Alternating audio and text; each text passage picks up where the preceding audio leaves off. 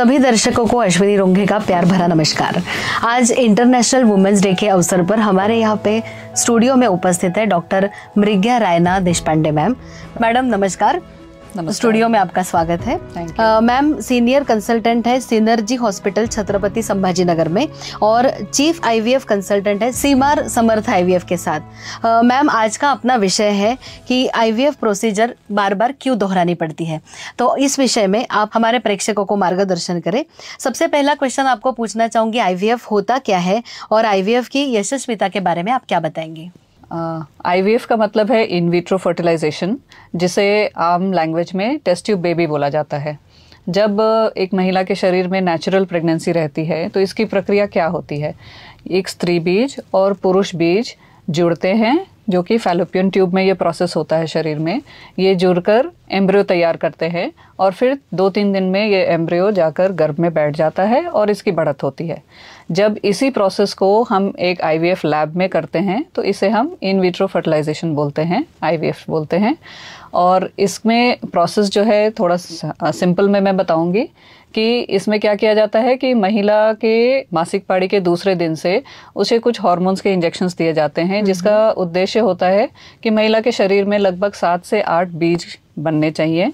जब ये बीज अच्छे आकार के हो जाते हैं तो एक ओवम पिकअप का प्रोसेस किया जाता है। इस प्रोसेस में हम महिला को बेहोशी देते हैं और अल्ट्रासाउंड मशीन की मदद से ओवम पिकअप नीडल के द्वारा ये सारे ओवम शरीर से बाहर निकाल लिए जाते हैं। उसी दिन पुरुष को बोला जाता है कि उसे लैब में अपना सीमेन जमा करना है।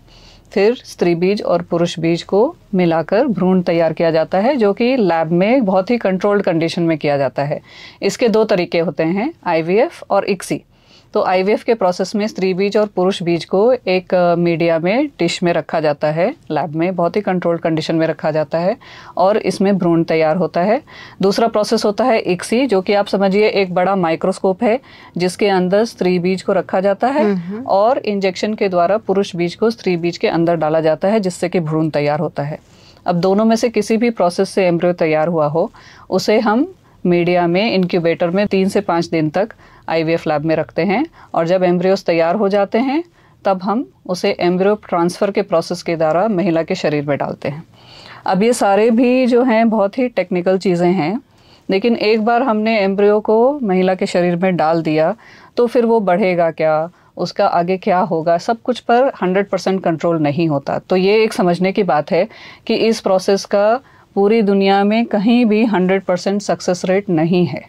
जब जो कपल हैं उनका एज 30-35 से कम है तब इसका सक्सेस रेट लगभग 40 से 50% होता है।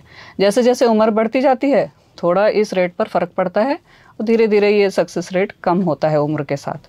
तो ये कुछ कारण हैं जिनके कारण सक्सेस नहीं होता है और ऐसे केसेस में हमको ये प्रोसेस रिपीट करना पड़ सकता है। अभी आपने बताया कि उम्र के साथ प्रजनन क्षमता में कमी आती है और आईवीएफ प्रक्रिया दोहरानी पड़ सकती है, तो ये जो आईवीएफ प्रक्रिया है क्यों दोहरानी पड़ती है और इसके प्रमुख कारण क्या हो सकते हैं? जी, आईवीएफ का सक्सेस रेट 100% नहीं है।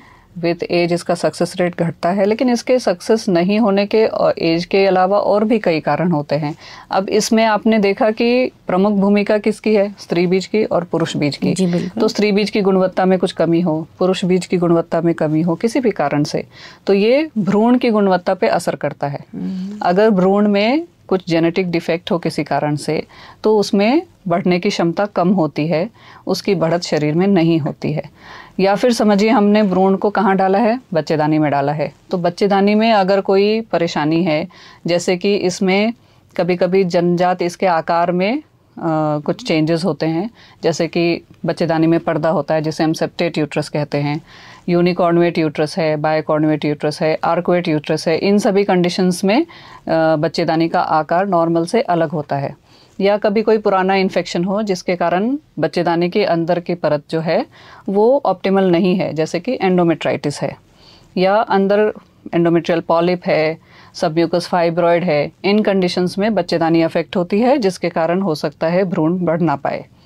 या फिर समझिए कि कोई मेडिकल कंडीशंस हैं महिला के जो कि डायग्नोज नहीं हो पाए हैं, कभी थायराइड बढ़ा रहता है या फिर शुगर बढ़ा रहता है, या इम्यूनोलॉजिकल कंडीशंस हैं जो कि बच्चेदानी के परत में जो ब्लड फ्लो होता है उसको अफेक्ट करते हैं, जो थ्रोम्बोफिलियाज हैं, या एप्ला सिंड्रोम एक बहुत ही कॉमन चीज़ है, एंटीफॉस्फोलिपिड एंटीबॉडी सिंड्रोम। इन सब कारणों से ब्लड फ्लो अफेक्ट होता है जिसके कारण भ्रूण बढ़ता नहीं है।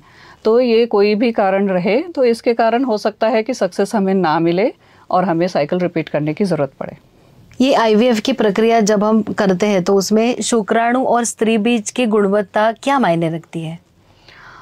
जैसा कि हमने ऑलरेडी देखा कि शरीर में जैसे जैसे महिला के उम्र बढ़ती जाती है वैसे वैसे स्त्री बीज की गुणवत्ता कम होती जाती है। यानी समझिए किसी का AMH कम है स्त्रियों में, या फिर एंडोमेट्रियोसिस का डिजीज़ है पहले से, या किसी कारण से ओवरी पर पहले सर्जरी हो रखी है, या सीवियर PCOS का प्रॉब्लम है। तो ऐसे कंडीशंस में स्त्री बीज में हो सकता है गुणवत्ता उतनी ना हो जितनी होनी चाहिए। या समझिए पुरुष बीज है, उसमें किन कंडीशंस में गुणवत्ता कम हो सकती है। तो लाइफस्टाइल कंडीशंस बहुत सारे ऐसे होते हैं, अगर टोबैको इंटेक ज़्यादा है, अल्कोहल इंटेक ज़्यादा है, किसी बीमारियों के लिए कुछ मेडिकेशंस चल रहे हैं, या अभी स्पोर्ट्स के क्षेत्र में या बॉडी बिल्डिंग के क्षेत्र में कई बार एनाबॉलिक स्टेरॉइड्स लिए जाते हैं मसल बढ़ाने के लिए, स्टैमिना बढ़ाने के लिए।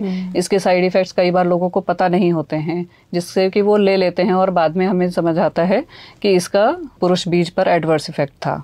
या फिर समझिए कोई बीमारी हो जैसे कि हर्निया है, हाइड्रोसील है, वैरिकोसील है। इन कंडीशंस में जो पुरुष बीज शरीर में पनपते हैं उनकी गुणवत्ता नॉर्मल नहीं होती है, नॉर्मल से कम होती है।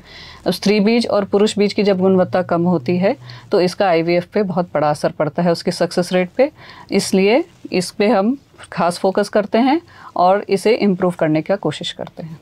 आपने अभी बताया कि शुक्राणु के दिस मीन्स पुरुष बीज और स्त्री बीज की गुणवत्ता जैसे महत्वपूर्ण होती है, उसी तरह से भ्रूण की गुणवत्ता भी महत्वपूर्ण होती है। तो इसको कैसे उसका परीक्षण करना क्यों ज़रूरी होता है? हाँ, तो स्त्री बीज और पुरुष बीज का मैंने बताया कि गुणवत्ता अगर कम हो तो इसका डायरेक्ट इफेक्ट एम्ब्रियो की गुणवत्ता पे पड़ता है जी। जब हम एम्ब्रियो ट्रांसफ़र का प्रोसेस करते हैं तो उसके पहले हम एम्ब्रियो का निरीक्षण करते हैं लैब में। उसके आकार कैसा है उसके बेसिस पे हम उसे ग्रेडेशन देते हैं, A, B, C और D ग्रेडेशंस होते हैं। जो कि C और D ऐसे एम्ब्रियोज हैं जिनका आकार अच्छा नहीं दिख रहा है, उसमें कुछ फ्रैगमेंटेशंस हैं जिसके कारण हमें समझ में आता है कि उसका बढ़त नहीं होने वाला है। तो हम ऐसे एम्ब्रियोज को नहीं ट्रांसफ़र करने की कोशिश करते हैं। हमारी कोशिश होती है कि ग्रेड A और ग्रेड B एम्ब्रियोज जो कि दिखने में अच्छे हैं उन्हें ट्रांसफ़र करें। लेकिन ये भी बात समझने की है कि हम सिर्फ आकार देख रहे हैं, हर एम्ब्रियो का जेनेटिक टेस्ट हम नहीं कर रहे हैं। क्यों नहीं कर रहे हैं? क्योंकि ये एक बहुत ही नाजुक प्रक्रिया है जिसमें उस एम्ब्रियो को हार्म हो सकता है और ये थोड़ा एक्सपेंसिव भी होता है। इसलिए हर साइकिल में हम ये करें ऐसा पॉसिबल नहीं होता है। तो जब हम आकार तो देख रहे हैं लेकिन हो सकता है उसमें कुछ जेनेटिक डिफेक्ट हो जिसके कारण वो जब हम ट्रांसफ़र करेंगे तो हो सकता है वो ना बढ़े। तो जब रिपीटेड फेलियर्स होने लगेंगे तब हम ऐसा कर सकते हैं कि इनका हम जेनेटिक टेस्ट करें, जो कि PGD के प्रोसेस से किया जाता है। अब दूसरा है कि अगर रिपीटेड फेलियर्स हो रहे हैं तो इम्प्लांटेशन में जो परेशानी है वो क्या है कि जो भ्रूण तैयार हुआ है उसका जोना थिकेंड है, जिसको हम ऐसा समझ सकते हैं कि एगशेल थिकेंड है और उसे हैचिंग नहीं कर पा रहा है वो नेचुरली। तो ऐसे केसेस में हम लेज़र असिस्टेड हैचिंग की प्रक्रिया से उसके शेल को एक जगह से पतला कर देते हैं जिससे कि हैचिंग आसानी से हो और इससे इम्प्लांटेशन रेट बढ़ता है। या पहले के कोई प्रोसेसेस हैं जिसमें हम देख रहे हैं कि Day 3 से Day 5 तक एम्ब्रियो नहीं बढ़ पा रहा और पहले Day 5 ट्रांसफर्स हुए हैं जिसमें कि सक्सेस नहीं हुआ है। ऐसे केसेस में हम Day 3 ट्रांसफ़र का एडवाइस दे सकते हैं। तो इस तरीके से हम कई बार साइकिल में चेंजेस करते हैं जिससे कि सक्सेस रेट थोड़ा बढ़े। तो इसमें आपने इसकी जो लेबोरेटरी है इसका इम्पोर्टेंस भी बहुत अच्छे से बताया है। मैम एक आखिरी क्वेश्चन पूछेंगे कि IVF के केसेस में सक्सेस रेट बढ़ाने के लिए आप क्या क्या कर सकते हैं? जैसा कि हमने देखा कि गुणवत्ता जो है स्त्री बीज की और पुरुष बीज की कई बार लाइफस्टाइल डिपेंडेंट होती है। तो लाइफस्टाइल इम्प्रूवमेंट जैसे कि वेट घटाना और हार्मोनल इम्प्रूवमेंट जो कि हम ब्लड टेस्ट से देख लेते हैं कि क्या परेशानियां हैं, पहले हम उनको इम्प्रूव करते हैं। ओवरऑल कपल के मेडिकल कंडीशंस को कंट्रोल में लाते हैं। स्त्री बीज और पुरुष बीज की गुणवत्ता बढ़ाने के लिए कुछ ड्रग्स होते हैं जो कि हम पहले से प्रिस्क्राइब करते हैं। उनकी गुणवत्ता जितनी अच्छी होगी, एम्ब्रियो की गुणवत्ता उतनी अच्छी होगी। लैब का इसमें बहुत बड़ा रोल होता है कि जब हम हार्मोन्स हम दे रहे हैं तो जो IVF कंसल्टेंट हैं उनके एक्सपीरियंस पे भी डिपेंडेंट होता है। तो अच्छे लैब का चयन करना, अच्छे एक्सपीरियंस्ड कंसल्टेंट्स का चयन होना चाहिए। जो लैब्स हमको ये एडवांस टेक्निक्स प्रोवाइड कर सकते हैं, जो कि मैंने लेज़र असिस्टेंट हैचिंग के बारे में बोला, ब्लास्टोसिस्ट कल्चर होता है, PGD होता है, ये फैसिलिटीज़ अगर अवेलेबल हैं तो ऐसे लैब्स को में जाने से हमको ये फ़ायदा होगा कि ये एक्सपीरियंसेस का हमको रिपीटेड फेलियर में एडवांटेज मिल सकता है और सक्सेस रेट इम्प्रूव हो सकता है। तो मैडम आज यहाँ पे आए और इंटरनेशनल वुमेंस डे के अवसर पर आपने प्रेक्षकों को बताया कि IVF की प्रक्रिया बार बार क्यों दोहरानी पड़ती है, इसलिए आपके मनपूर्वक धन्यवाद। Thank you so much.